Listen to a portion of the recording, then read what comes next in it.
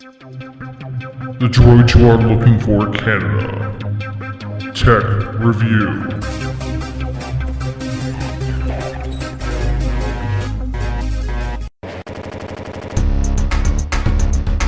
Hello and welcome again from Droids You Are Looking For Canada. My name is Inkton Holy, here with another tech review. So we've had a pretty big week with some new phones, some much anticipated new phones being released.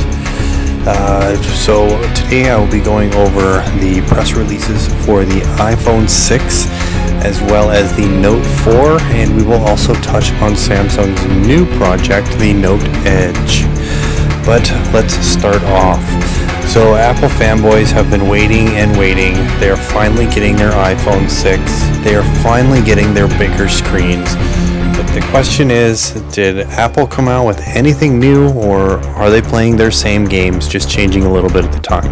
Well, tell you what, first thing we'll do is we'll go over some specs, and then we will go through some pros and cons that go along with it. So, iPhone 6. This is the first time Apple will be releasing a dual platform. So what that means, you are getting your bigger screen. The original iPhone 6 is going to be released with the 4.7 inch Retina HD display, but they will also be releasing a more phablet sized 5.5 inch display with the iPhone 6 Plus.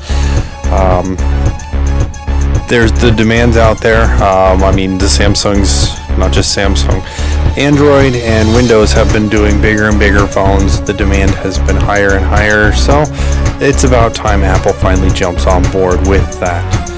Now, other than that, here's where I'm at a loss, because going through the rest of the specs, there's, again, really not a lot of difference. Really the big differences that we can look at is it's also now being offered with 128 gig hard drive available in it, which you kind of need since you do not have external memory capabilities. So no SD card slots, but we kind of knew that was going to happen. Other than that, the only other difference is it is going to be coming with the Apple's A8 processor. The A8 processor, from what I'm seeing, is supposed to be 20% faster than the A7. A7 was clocked in at 1.3 gigs. I unfortunately was not able to find any specs as to what the A8 is supposed to be boasting. But 20%, are we really going to notice a huge difference? I don't know. We'll have to wait and see. With that, that pretty much ends the differences between there. They've gone with the same 8 megapixel camera. They have added some nice lenses onto it, so that it is going to be kind of a beefed up 8 megapixel camera, but it's still, Apple hasn't changed their camera for the last, I think, 3 models. I know the 5C and the 5S and the 5 were all 8 megapixel. It does come with, like I said, some of the beefy lenses. It does come with more options that you can do. Also, with the iOS 8 update, which I might add is not going to be exclusive to the iPhone 6, it does add more filters and capabilities to the camera other than just taking a picture. So we'll look forward to that part on there. Other than that, like I was saying, I'm not seeing huge differences on here. The size up is the size, like the upping on the size, that's definitely going to be a plus. Another side I'm looking at, they still do not support A2DP. So all of you with your Bluetooth headsets out there, with your stereo Bluetooth, you still cannot use with your iPhone, unfortunately.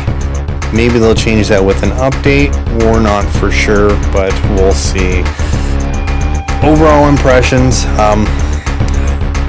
they've done it again, pretty much. They hear a complaint, we want bigger screens from the crowd. So what do? They cater to the bigger screens, but they don't make any other major changes. The way I'm looking at it, as you all know, I'm not a huge Apple fan. I will play unbiased at this point, but pretty much if you have a 5C or a 5S, which we all know Apple fans out there buy every model that you can. You're not going to notice, other than the screen size, you're not going to notice a huge difference between the other two. So with that being said, I leave it up to you. You can take it or leave it at that point. But again, that was announced on Tuesday. That's Apple's big announcement at that point. It is nice to see the bigger screens. Now, on to my favorite. I am an Android boy through and through. I love my Androids. I have been anticipating this phone, although they may have come out with something that may have interested me a little bit more, but I'll touch on that in a little bit. So, what has Samsung come out with? Well, the long-awaited Note 4. I'm currently using a Note 3. I have been anxiously awaiting this phone, as I had mentioned. So, what's the differences that we have on here? Well, in screen size, we're looking at the same. It is still a 5.5-inch screen. So, I mean, it's not going to be a huge difference at that point. Obviously, it's going to be the same size. They did make it a much higher resolution. So, and I do apologize, it's a 5.7-inch screen. So, instead of having the 1920 by 1080 that the Note 3 had, we've now got 2560 by 1600. It's going to be a much more HD. I still wonder, I'm thinking, I mean, if the more pixels we pack in there, we're going to sacrifice battery, but we'll have to see at that point. The other advantage on there is the processor did get beefed up a little bit.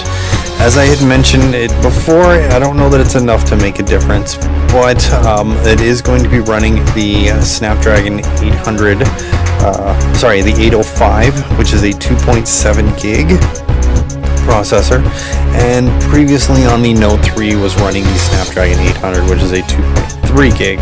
So, not a huge difference, but the fact that it is previously with the Note 3, it's a quad-core processor, and now we are actually moving into octa-cores, should make a difference. We'll see. I'm anxious to play with it and see what the difference on it is.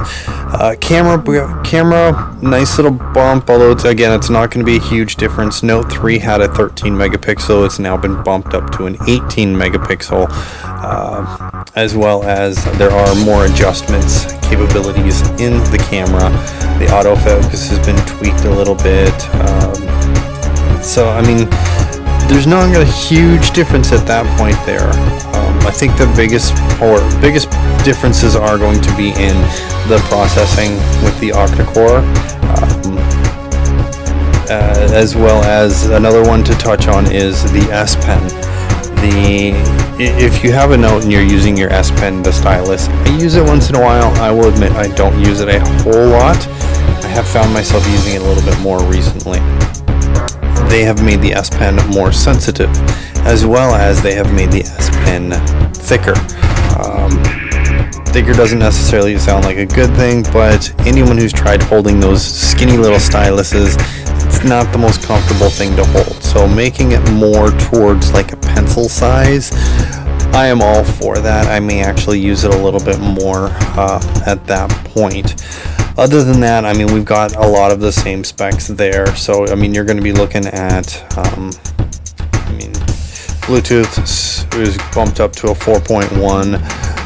That's nice. The USB, one of the things that I love with my Note 3, and they've actually bumped it up with the USB port on it also, is it is going to be supporting the high-speed USB 3.0.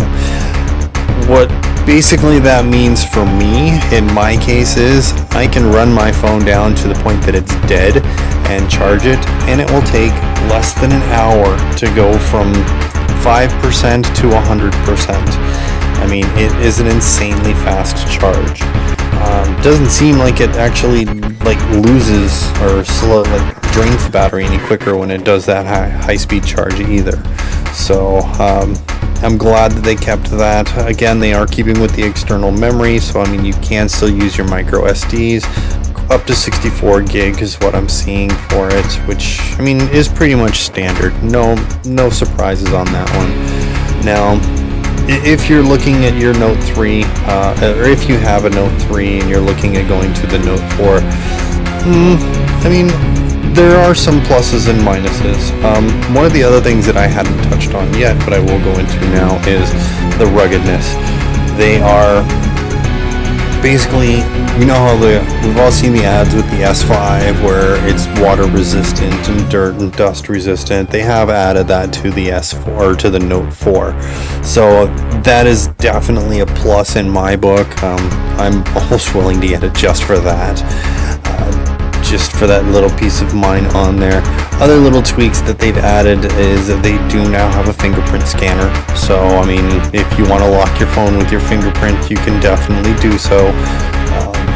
I mean, all those Apple people have had that for a while, so now we can finally throw back something that we've gotten that they've had all along. So, but I mean, other than that, it doesn't honestly have a huge differences in that aspect. So if you want to, if you have the Note 3 like I was saying, don't know that you're going to see a huge difference on there, other than, the water resistant, the dust resistant at that point.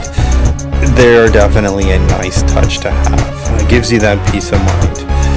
But on the other hand, the Note Edge, Samsung has actually released a new pilot phone. We all remember the Mega. It was just a ginormous phone. Samsung was experimenting to see just how big of a phone will people buy. Well, Samsung now has a new project that they're working on, is the Edge. Pretty much the exact same specs. You're working with a Note 4. The only difference is it now has a wraparound screen.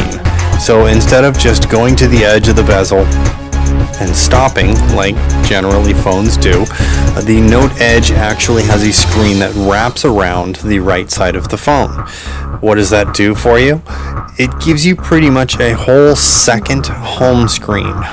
It's fully customizable. You can put shortcuts on it.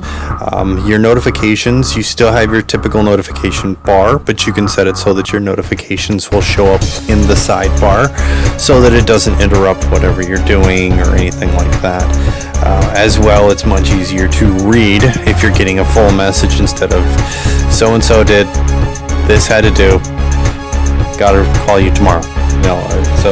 We've all seen how it breaks up the messages at that point. So you can set shortcuts, you can put your favorites, you can even have it scroll through pictures. Mind you, it is only like a quarter of an inch wide, so I don't think you're going to get much of a picture, but you can definitely set it up for that. Another big advantage on it is when you are in camera mode, all of your camera functions are up along the top on the sidebar, so that you have full unobstructed view through your viewfinder. Same goes for if you're watching a movie. You have your play controls, play, pause, fast forward, rewind.